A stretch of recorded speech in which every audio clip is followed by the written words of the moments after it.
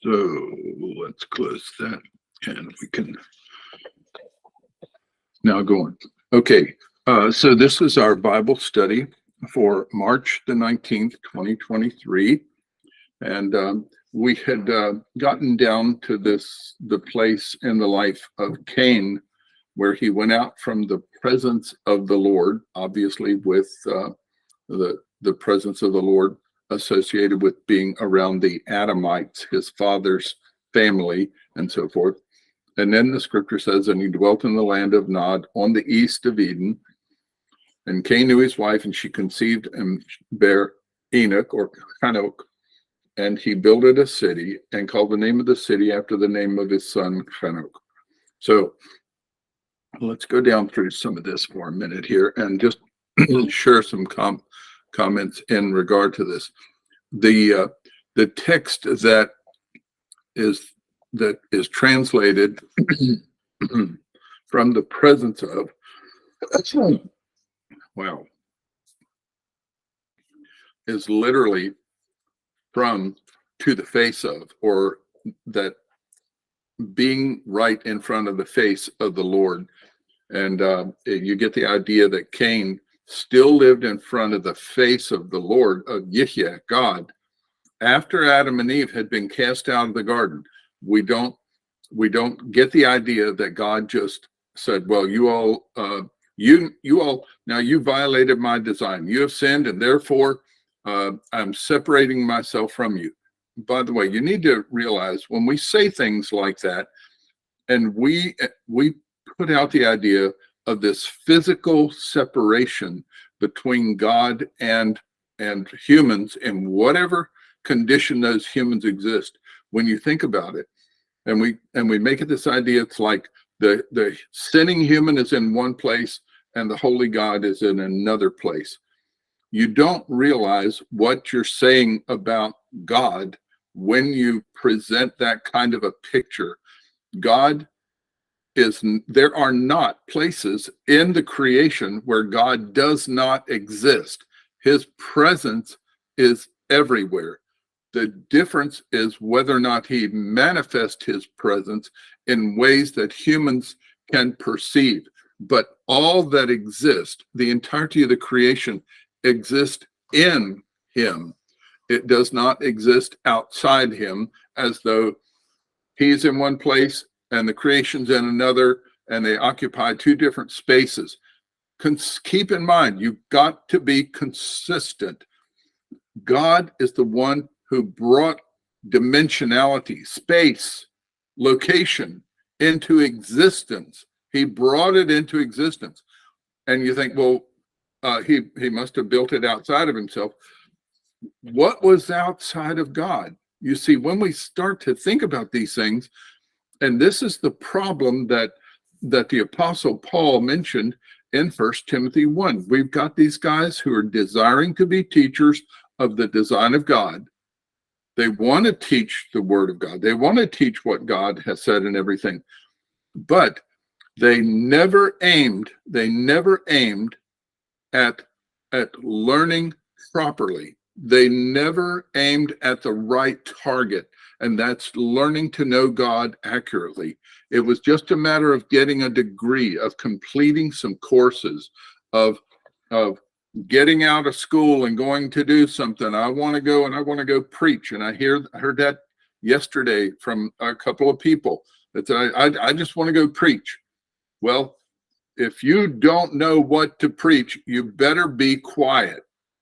And we have a lot of guys out there that they may have at one point in time had a heart that said, I want to know you, God, and I want to represent you. That is, I want to preach you, proclaim you to other people, and I want to do it accurately.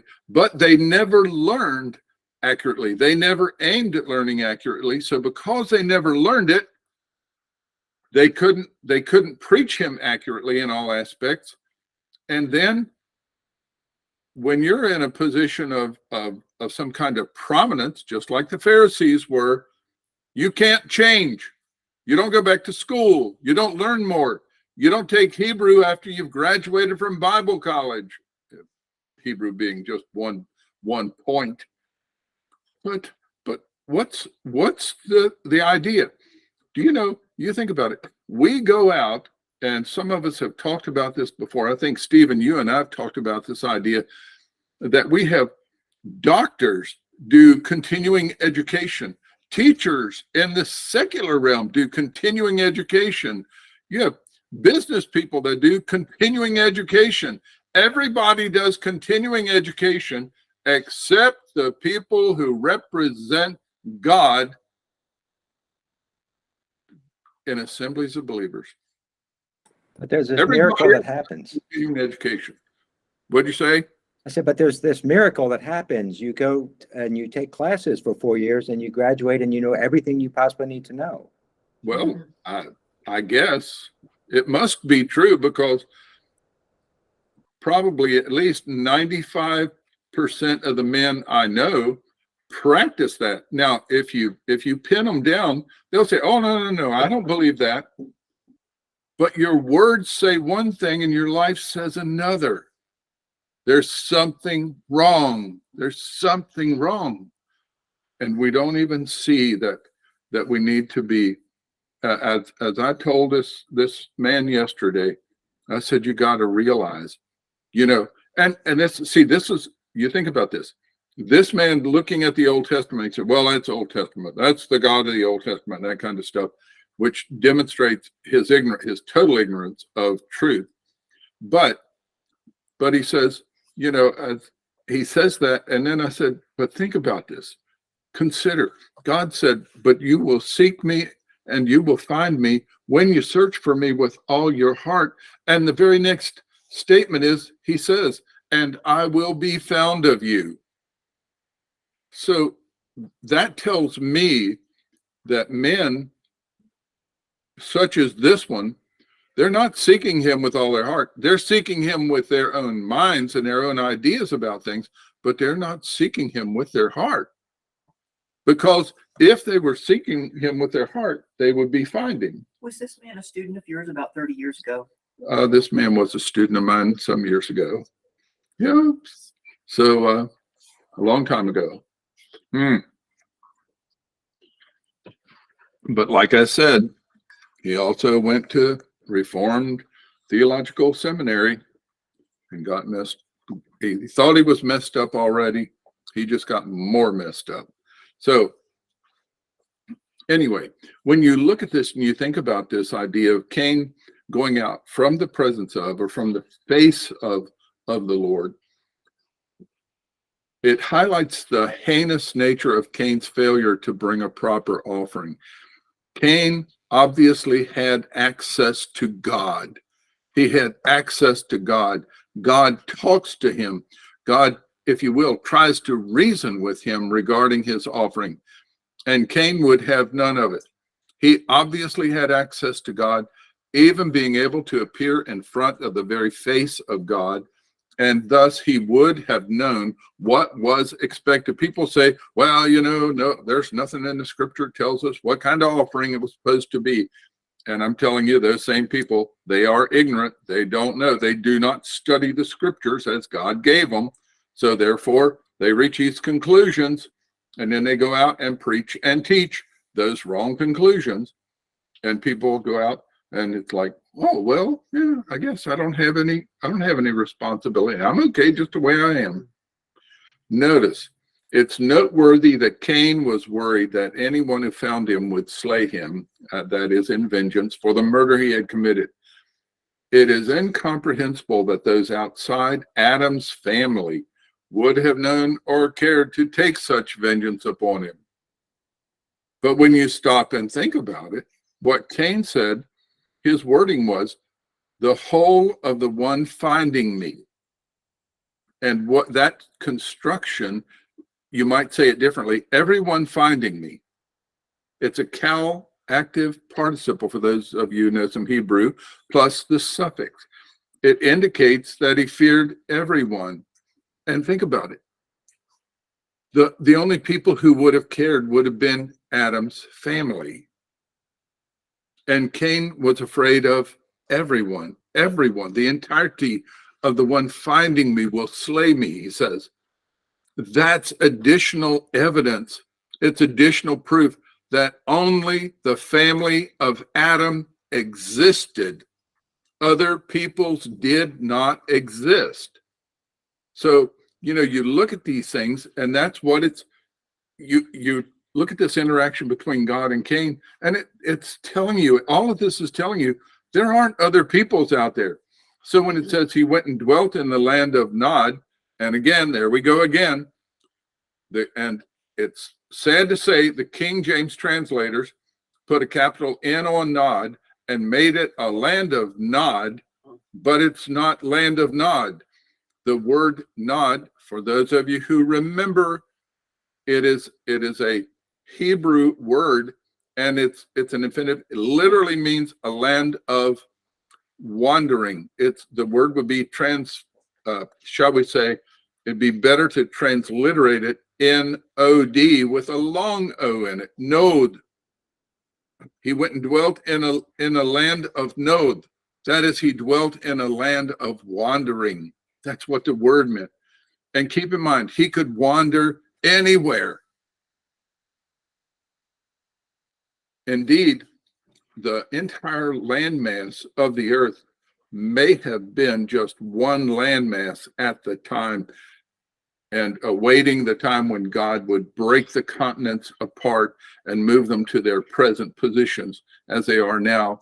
But he would do that at the time of the flood. Tremendous, tremendous geologic and tectonic forces working at the time of the flood. So when Cain left Eden, consider where he had tilled the soil. You think about it, he tilled the soil in Eden.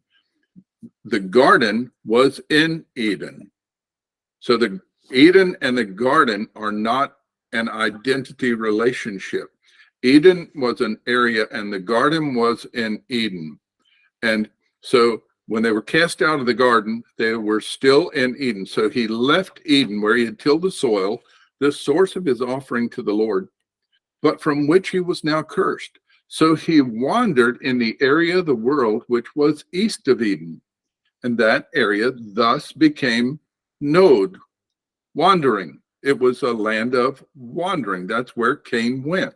And so after he went there, you say, well, why would it be called wandering just because Cain went there wandering? Consider how we name places in this very day and age. And we've been doing this for hundreds and hundreds and hundreds of years. You can go to places and they'll say, well, this is Jonesville. Jonesville. Well, why is it named Jonesville? Because it's the village where the Jones people settled. Or you got all kinds of names like that. What is it? Heather, Jeff, what's the name of that bug? Oh, the place over in Tennessee named Bug Scuffle. Now, why would you name a place Bug Scuffle unless some bugs had scuffled in that place? You see, this is how we've named places. So when Cain goes wandering, that area where he wandered becomes named Nod, wandering. That was the name applied not before he went, but after he went and did that action. So now let's go on here. Let's see, in verse 17, we had that he knew his wife, literally, he knew his woman, and the word translated wife is normally translated woman. So thus, keep in mind, what does that mean? Cain had a woman which was his. He had a woman who belonged to him. Now, who was she? Where did she originate? How did he get a woman? Did he go find her at another people? No. This woman was undoubtedly his sister or other immediate relation. A relationship was fully in keeping with God's design for filling the earth with people. And you say, oh, that's terrible. You're not supposed to marry your close relationships. You must remember, Cain would have been first generation after Adam and Eve. the curse had not yet taken full effect on the human genetic system. There would be very few accumulated mutant genes, and that would be the kind of genes that could produce some kind of a mutation or something like that. There's such a thing as a mutation producing radiation. But there's another thing. These things may have been substantially less before the flood, because keep in mind, there was a layer of water, apparently liquid water, a layer above the atmosphere. And people say, oh, no, it couldn't be that. Well, if you think there couldn't be that, you don't know God accurately, plain and simple, because the God who could speak a creation into existence can do anything he wants in that creation. Only thing he can't do is violate his person. But humans we are the ignorant. We have the problem. So the curse had not yet taken full effect. And so there would have been basically an absence of disease-producing organisms. Later, God would have to forbid marriage between close relatives. He did that for a purpose later. And there have been various ruling authorities through the years in various countries, kingships, pharaohs, etc., like that.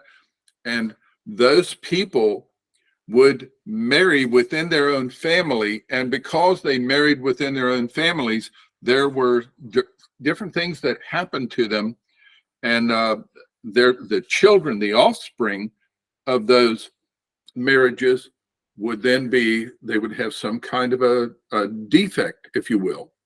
So that kind of thing does happen now. But when Cain took his woman out and he knew her, and she bears a child, that was not the case at that time. Not to the degree that it is at the present, especially. But the scripture says she bare Enoch. Literally, she brought forth Hanok. And Hanok, this is the same name as the one who was a descendant of Seth, the son of Jared, the father of Methuselah.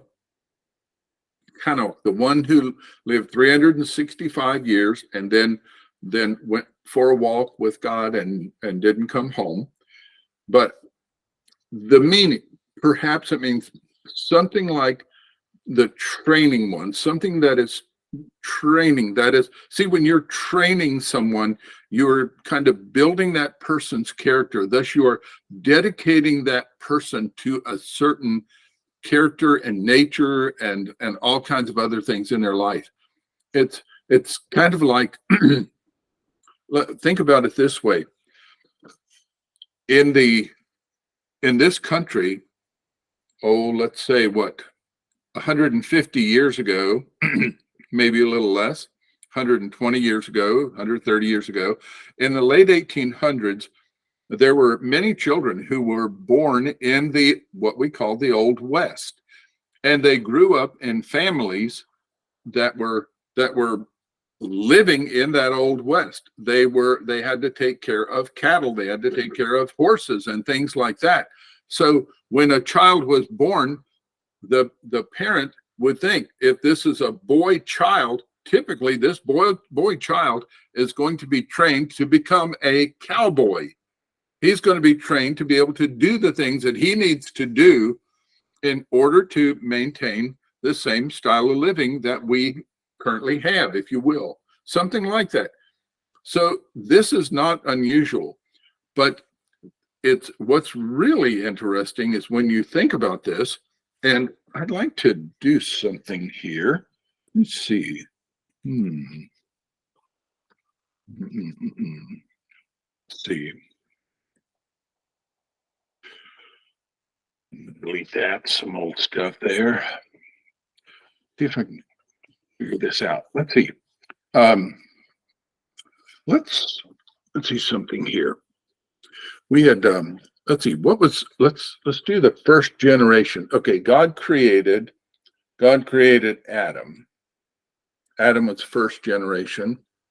And then there would have been, let's see, the son Cain. And he also had Abel, if you will. They're all on that same generational level, Abel. And he's also going to have Seth. Now, but Seth is going to be the primary son. Seth is going to have, let's say, Enosh, and then there's going to be, let's say, Adam, Seth, Enosh, Canaan. How are we going to spell that? Canaan and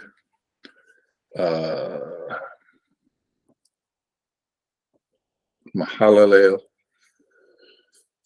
and so forth. Okay, but now, so Adam would have been generation 1, Cain, Abel, Seth, they're generation 2. They're all brothers, if you will.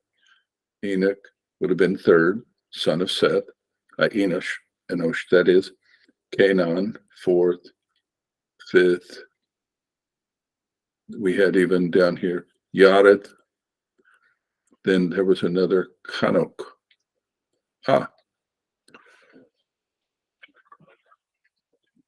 And you remember Hanok had a son, and lest you wonder whether or not this Hanok knew anything about God, names him Methuselah. Methuselah has Lamech, and Lamech has Noah.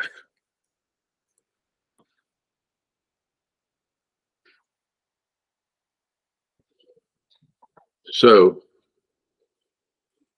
then Cain goes out, and Cain, so this is Cain, this is still, we're talking about second generation here. So we're going to pick up Cain over here.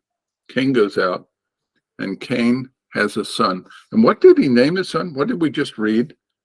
He named his son, and we could go back up and see that, just confirm our minds. Cain knew his wife, and she conceived and bare Enoch.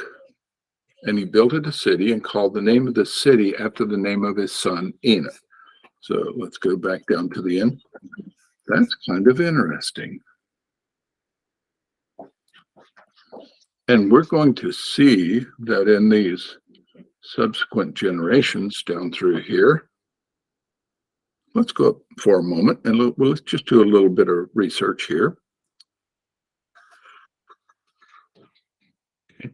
And so he knew his wife, Enoch, and we're going to go down. We're going to skip over some of this right here for the moment. And okay, and unto Enoch was born Irad, then Mehujael, Methusael. So to Enoch was born. Oh, get off there. Don't care. Got to send me a little note and remind me what I'm doing. So Enoch had a son, and he was Irad. And I think the next one was, Mehujael. Then 6 would have been Methusael. And then Methusael, if I recall, he begat Lamech. Is that right? Let's go back and we'll check ourselves out here.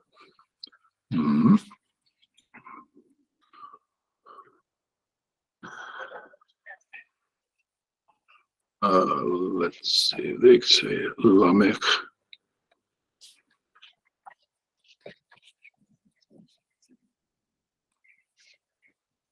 Yeah, that's right. So it was Lamech. So, okay. And then we'll go into Lamech. But keep in mind, look at what's happening here as we look at the end of this, and we go to the end, and you begin to tie these things together. So the generations,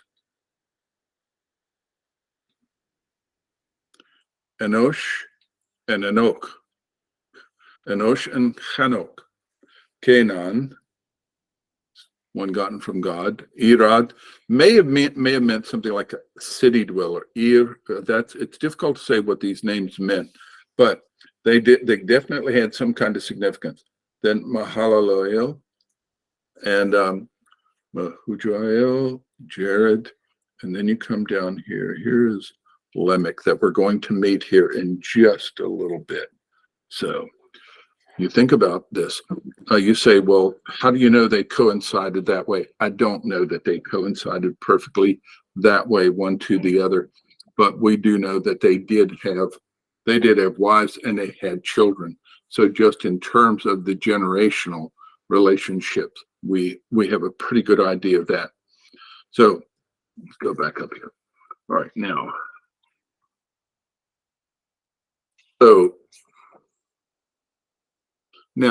consider this name Enoch, and it might mean the training one, the dedicating one. And though the reason is unclear, it may carry the idea that Cain was, and you think about this, he was dedicating, this is his first child, apparently, or his first child after he goes out from the face of the Lord. So this is his first child in that respect.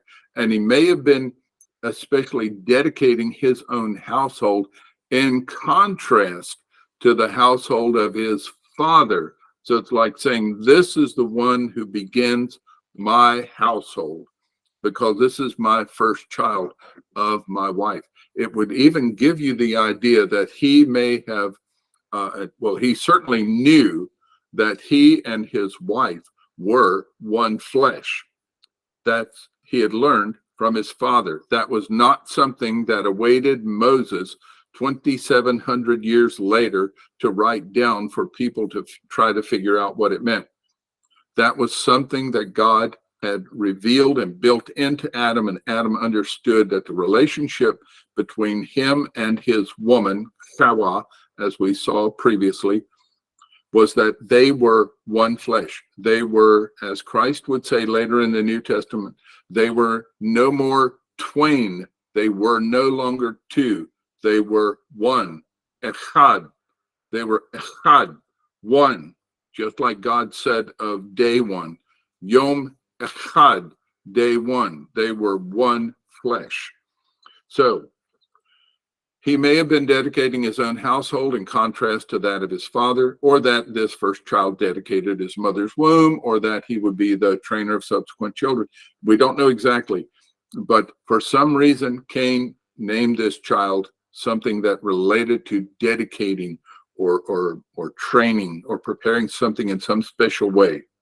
Now, we hear at different times, we will hear about the fact that, well, the word Enoch, it means to, and this is this is a word, train up a child in the way he should go, and when he is old, he'll not depart from it. Well, the word train up is from this word, chanok. And so when you think about that, and then we have here, let's see, Rebecca, I have a note here that this says this root appears related to a later Arabic word which means to rub the palate. Rub the palate. So to train up a child in the way it should go, you rub something on his palate to encourage the child, this newborn child, with some kind of an oil on his palate. You put it on there, and that encourages the child to begin to suck. That's what they say.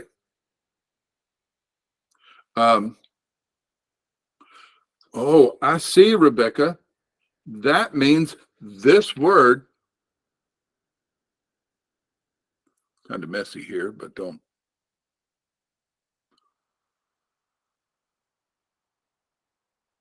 I'm going to put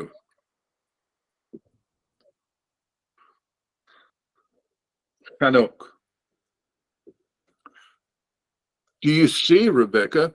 That's really what this word means. It means more to rub the palate. So this would be something that came from Arabic, and that's where they got this word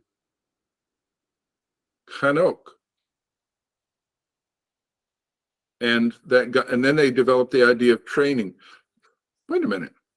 When did they begin speaking Arabic in the ancient Near East? Can you remember, Becca? Let's see. I think the earliest inscriptions that we have for Arabic, and let me just check this. Let's see. Earliest Arabic inscription. They're looking at the earliest Arabic inscription dating to 644 AD. But Oh, mhm. wait a minute. When did this Hanok live? Long before that, 4000 BC. So then, did this meaning rub the palate of a child with something to encourage it to begin to suck? Did that meaning lend itself to the word Hanok to make it mean the training one or dedication? Or did the idea of training, dedicating originate with the word originally as it was given by God to Adam and his descendants? And then later, the Arabs took that same concept and applied it to another figure of life. Mhm. So you see what we do. We take, you say, well, we don't take modern English words and put them. We don't take modern English words and we take the modern English.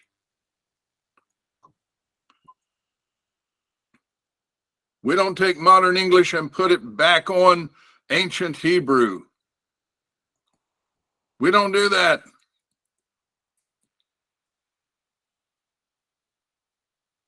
But what about using modern Arabic?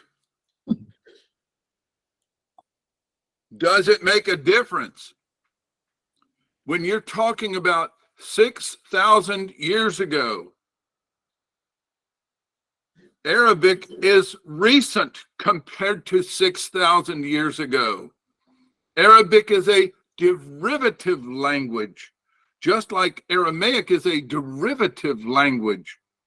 Arabic is alphabetic, but Arabic is a derivative language of Hebrew. It is not a source language from which Hebrew developed. All you have to do is put it in the right time in history, and it should be clear. So instead of using this idea, well, it means to rub, no, it doesn't mean to rub the palate. That's a derived concept that was developed later, apparently by some of the people. And for those of you who are here,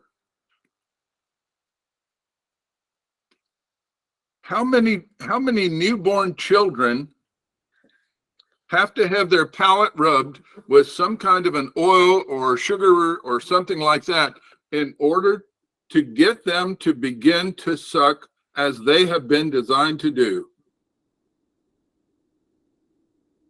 And the answer is almost none. I don't know if there's any, because God designed them to do that.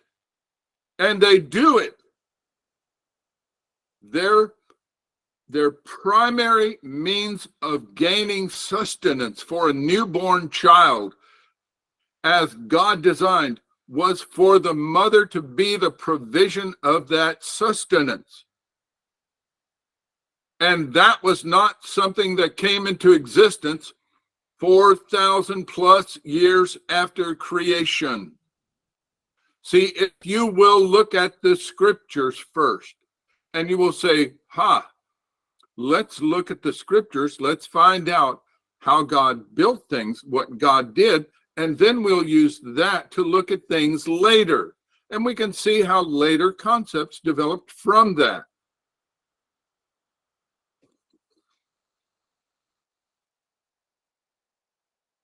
Do you remember what I've told you so many times? And it bears repeating, but it's a very common thing. You know, we have this idea that we haven't. They still use the terminology, but in Vietnam, we had this thing called a dust off, and a dust off that referred to a helicopter coming in to pick up wounded and remove them from a battlefield or something like that. And the helicopter would come in to pick them up, and it was called a dust off. Well, so that means what we should do then, if let's say I need a volunteer. Thank you, Vivian. I just appreciate your attitude of volunteerism.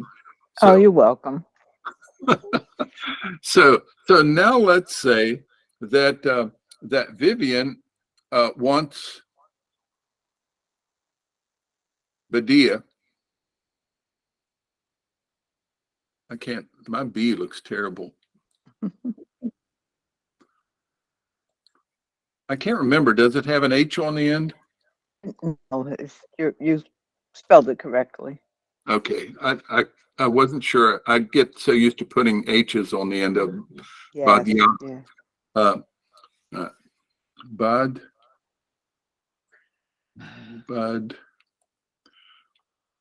That would be Bud plus Ya, wouldn't it?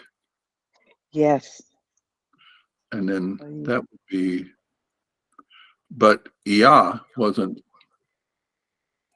IA, it was Ya. Mm. And Bod plus Ya. And Bod means basically in Anglican only or alone.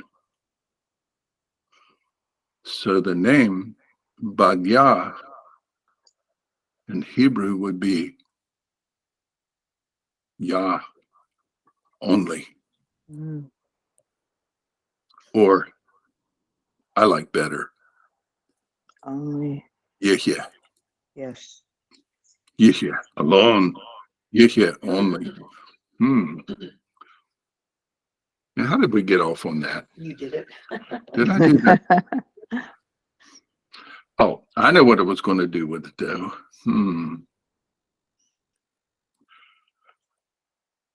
So Vivian says to Badia,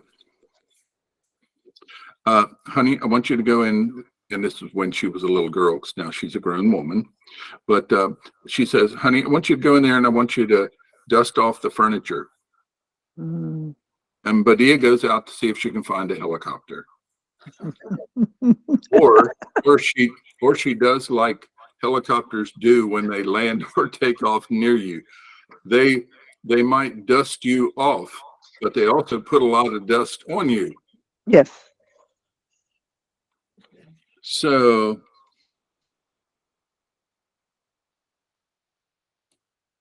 the word dust. The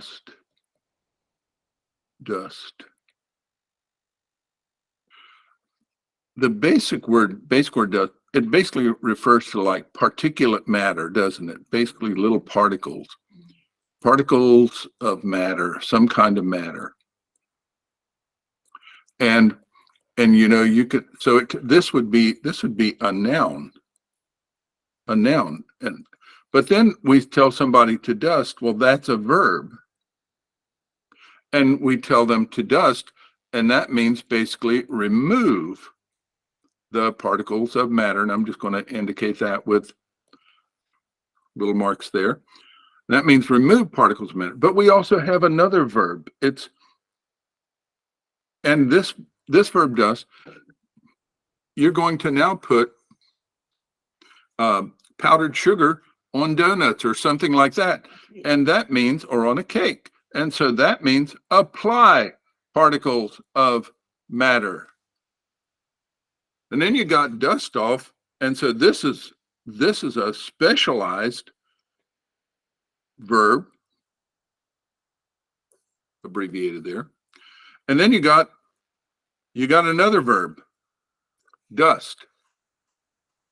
You say, what's the other verb? It's one of those words that's been used by some of the street gangs to say, hey, just dust him. And what they mean is they mean kill somebody. Yep. To return him to dust. Mm.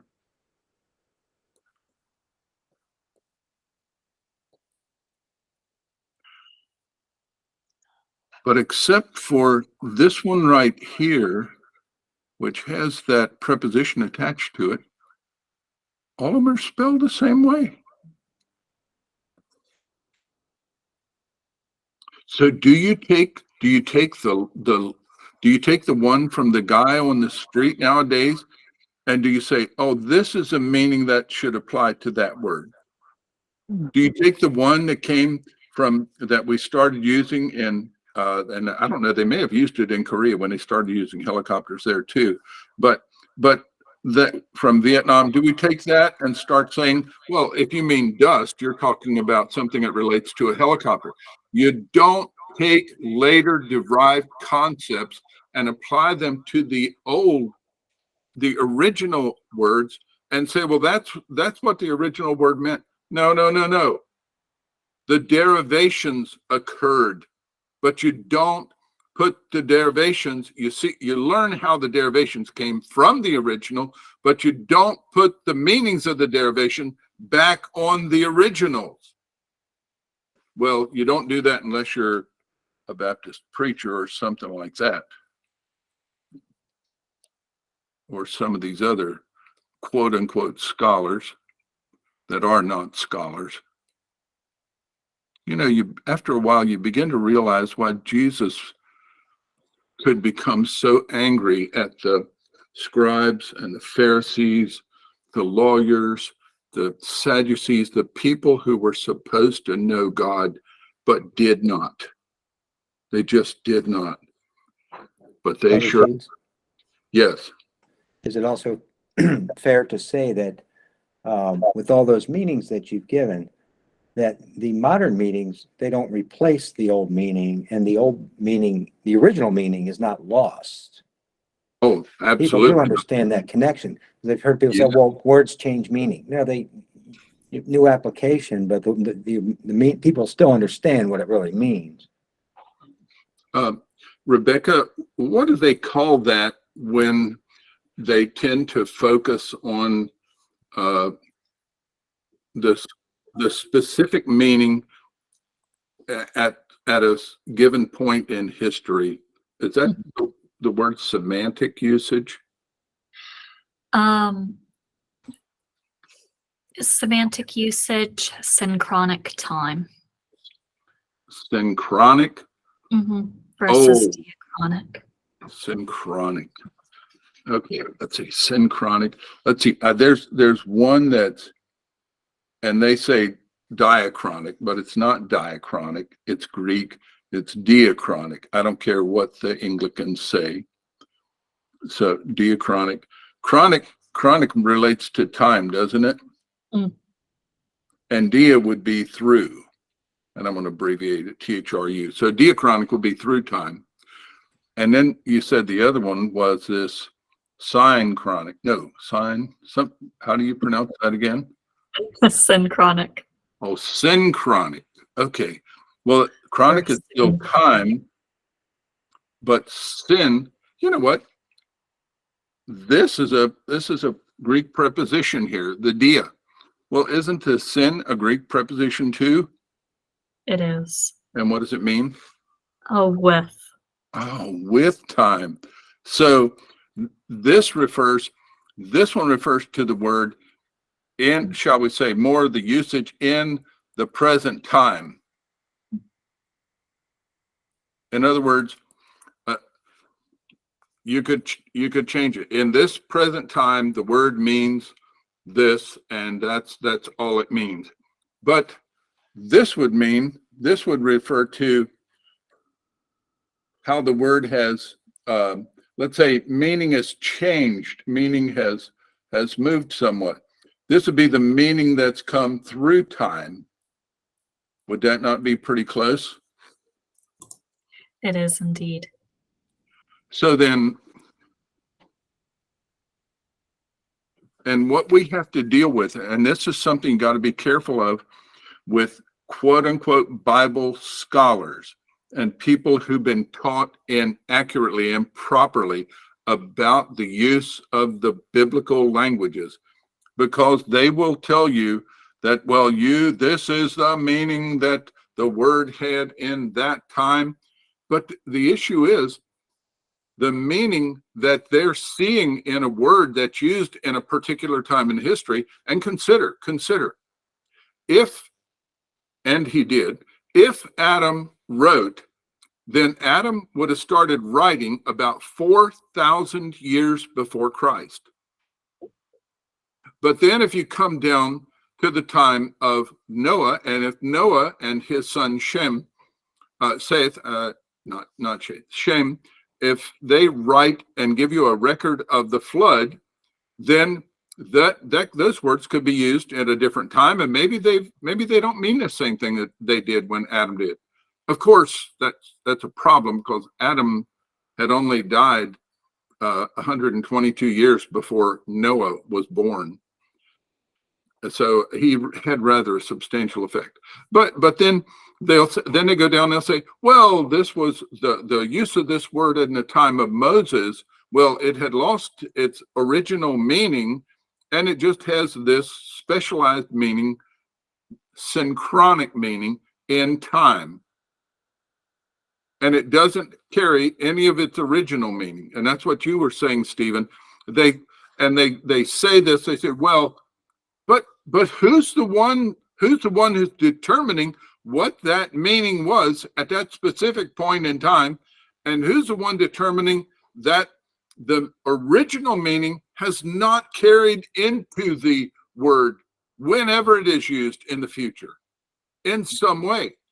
You know what it is? It's the modern day scholar. It's the mind of man that is doing this. And that's why they make up their words, diachronic, synchronic, that kind of thing. And that way they are in control of what the scriptures say. Because most people won't know anything about Hebrew, so therefore they've got to depend on what the scholars say the Hebrew was intended to say in English, or whatever our receptor language is. Yes, go ahead. The interesting thing, this idea of the new application of the semantic value of the basic meaning of the word, that is not a man-made phenomenon. Because God himself did that in Genesis chapter 1, the application of eretz being a prime example. Being applied to the basic particles of matter, and then applied to the dry land, and wait. Rebecca, if the word is earth in English, then earth means earth, and that's all earth means, Rebecca. No, sir. Rebecca? I mean, it's spelled exactly the same.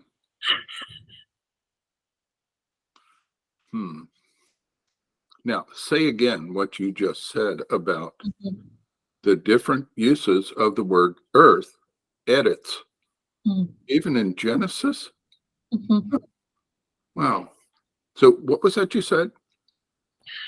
That the Lord himself demonstrated to us how the value of semantic the changes of the semantic value, or rather the new application, even there in Genesis 1, because he applied the term originally, eretz, to the basic particles of matter that he brought into existence there in Genesis 1:1. But then he later applies that same term, eretz, when he calls the name of the dry land earth. He does the same thing with waters as well, and the same thing with light. Wow, that's right. He does. And even darkness. Mhm. The terms that he uses right there at the beginning. And so the earth, so then we say earth, that basic particles of matter, then we talk about earth, and so that could be land, something's made up of dirt, if you will, kind of. Would that be reasonable? It is. And then we have taken that, so you went from this, God goes from this, and then the very planet on which we live, we call Earth.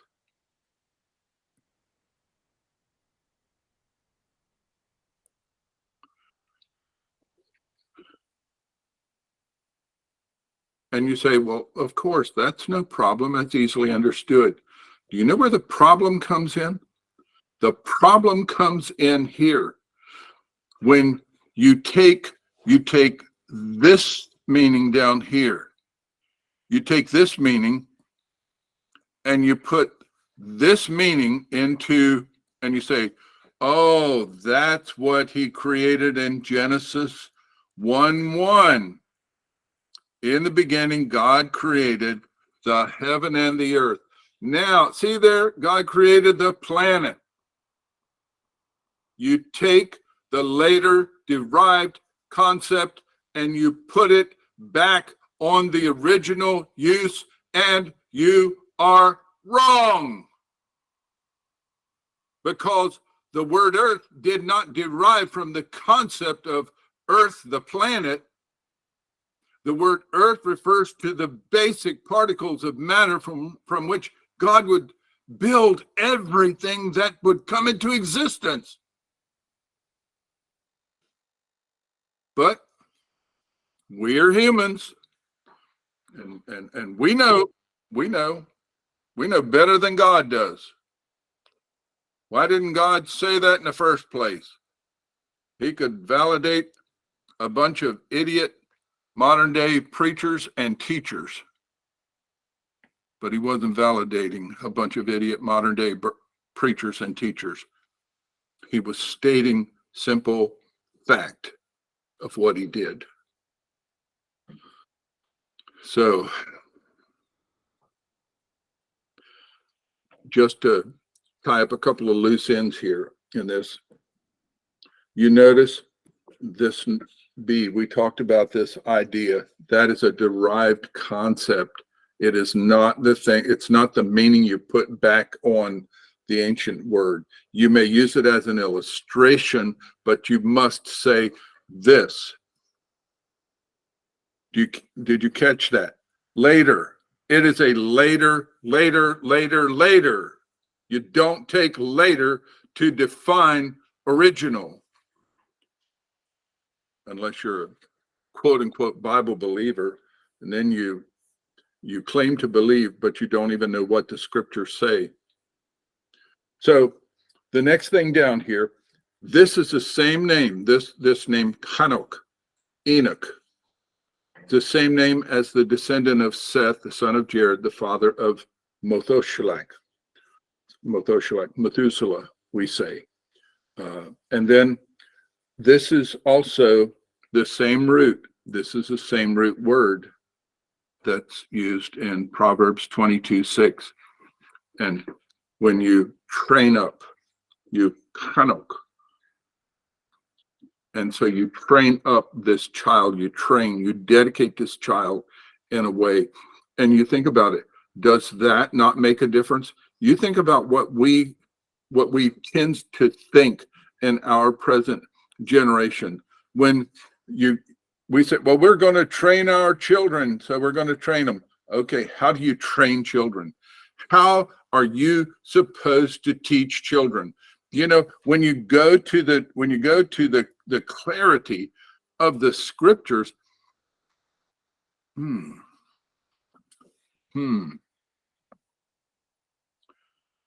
Isn't there a word that means something like to stand before?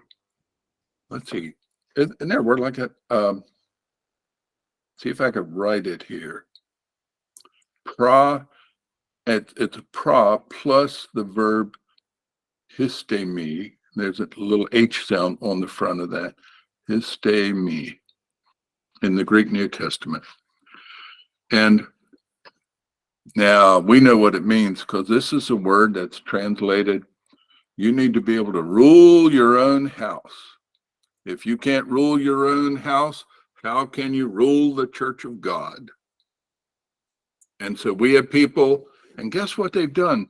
They took this wonderful English word that means to rule, and they said, oh, we decide, we humans know what this word means.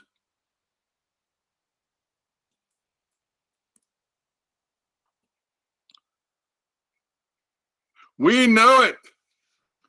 Therefore, we're going to rule our homes. And if you knew how many pastors' homes and evangelist homes and Bible college teachers and deans and all kinds of other leaders in church settings have ruined their families because they were ruling. They were ruling. They acted like they were the kings of their own home. And I've heard them say it.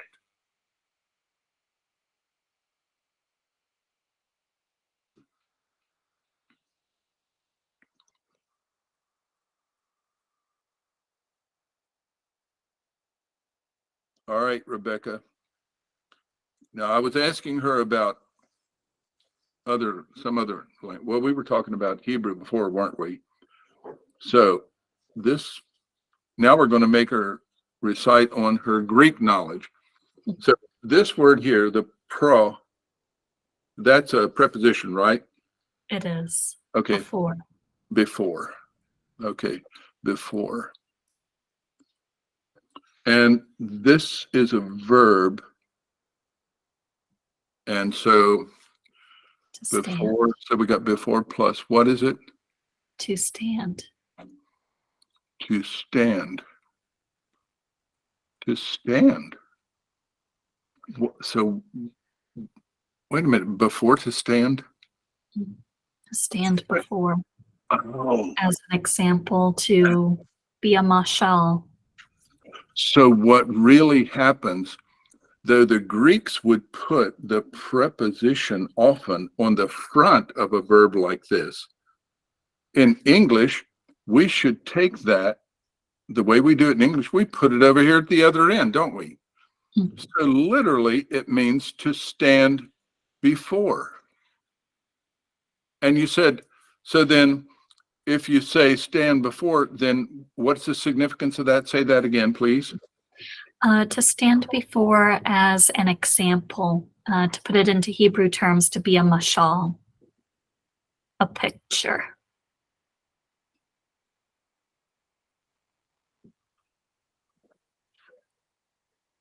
Vivian, I don't know if I can handle this. I mean, did you catch what she just did? We're talking about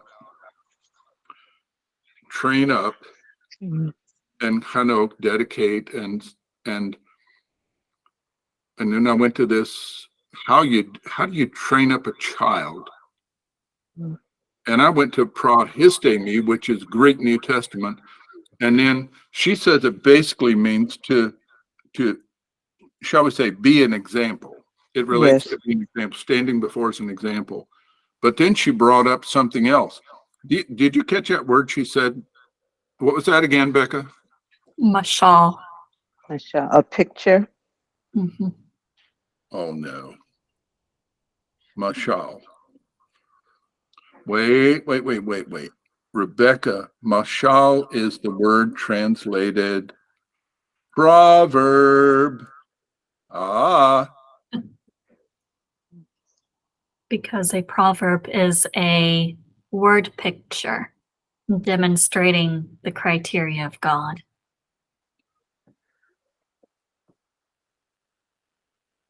Wait a minute. Now, we've gone around Robin Hood's barn about 3 times on this, but are you insinuating to me that the way you train up a child, the way you dedicate a child's life, is you, how would you say that?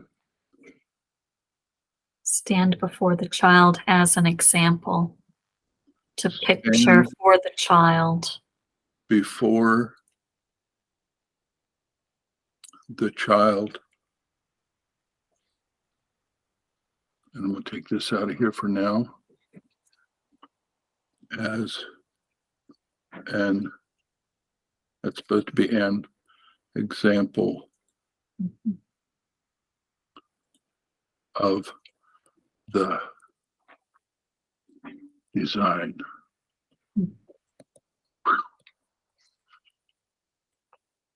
You sure do go around Robin Hood's barn a lot, girl. Yes, sir.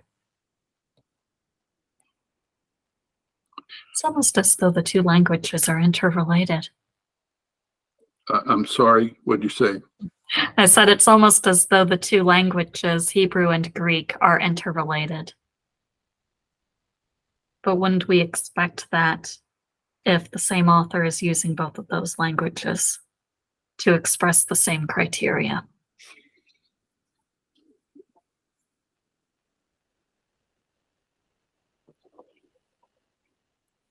So, wow. Can you imagine the implications of what it means to stand before the child as an example of the design of God, and that is the way God intended children to learn of him?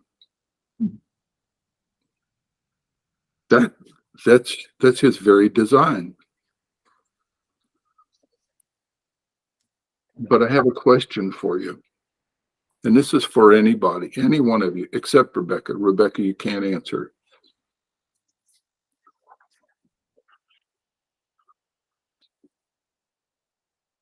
Cain named his son Hanok.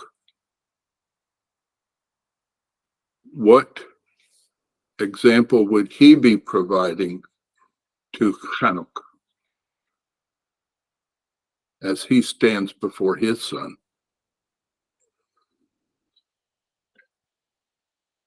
And what effect would Cain's example have upon his son Hanok and upon all of his descendants?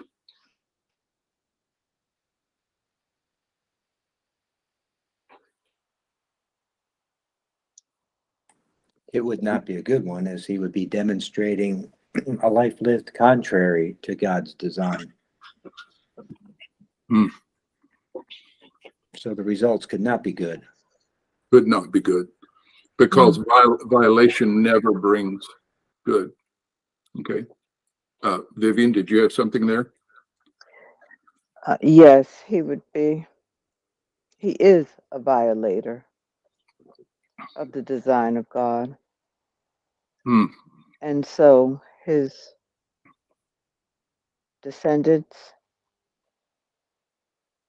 would be that also, because he is standing before the child as an example of the design of God.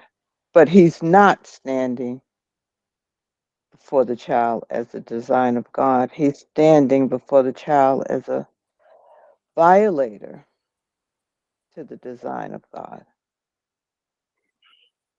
And yet God designed that to be the primary means of teaching children. When you stop and think, they didn't send their children to school somewhere. The parents were the school. It kind of makes you think more about what the Lord said, that later he would say the sins of the fathers are visited on the children to the third and the fourth generation? Is that because God comes down and God says, well, if your father violated, I'm going to make all of you kids for 3 or 4 generations to be violators? You see, people think of it that way. That's not true. It's because of the influence of the parent on the child, and that first child follows the example of the parent, often very closely, and sometimes not even realizing that he's doing so. But he's following that example of his father, who was a violator, his mother, who was a violator.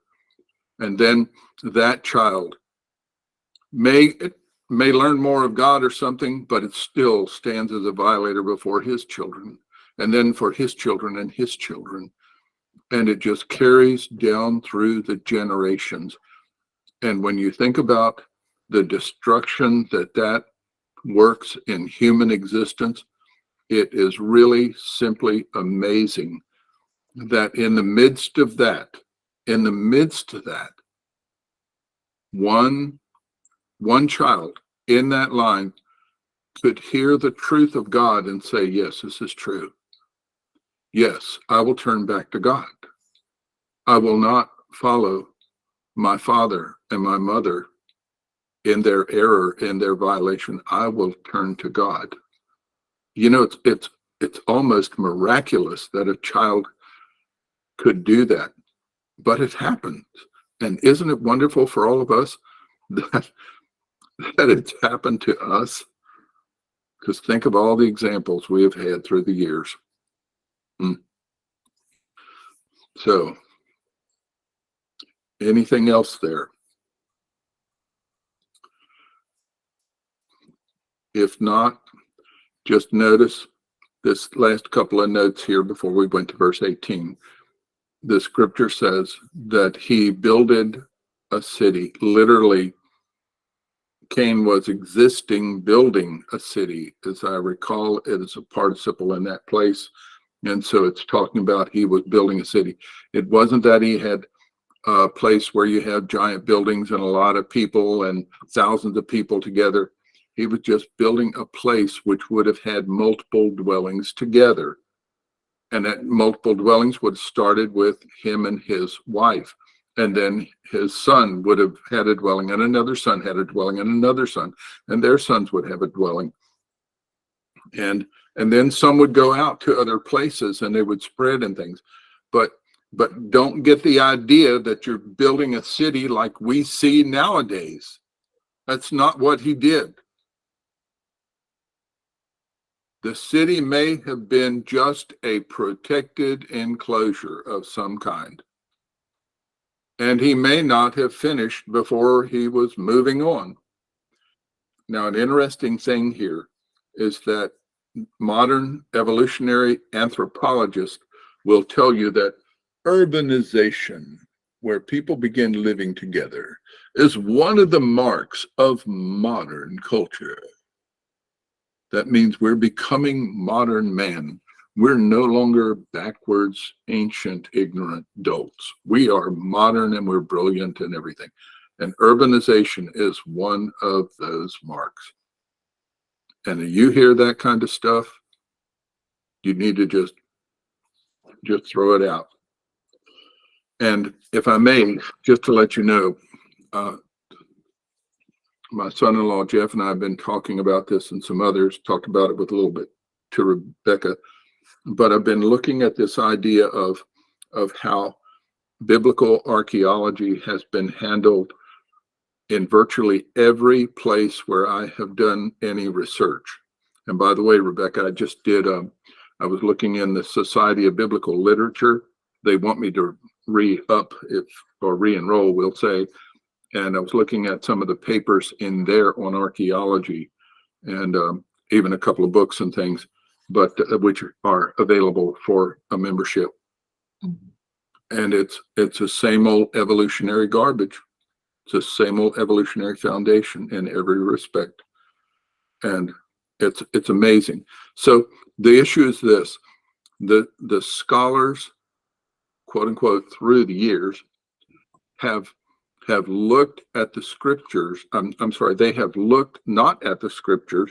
They have looked at the evidence that they see of ancient civilizations and ancient cultures and ancient this and ancient that.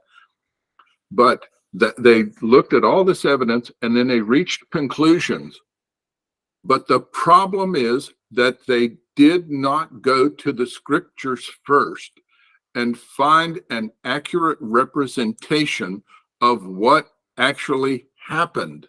So therefore, they began with their own presuppositions of not only about what happened and not only about those ancient peoples, but about the God of the scriptures. So in that respect, they would look at these things and they reached wrong conclusions.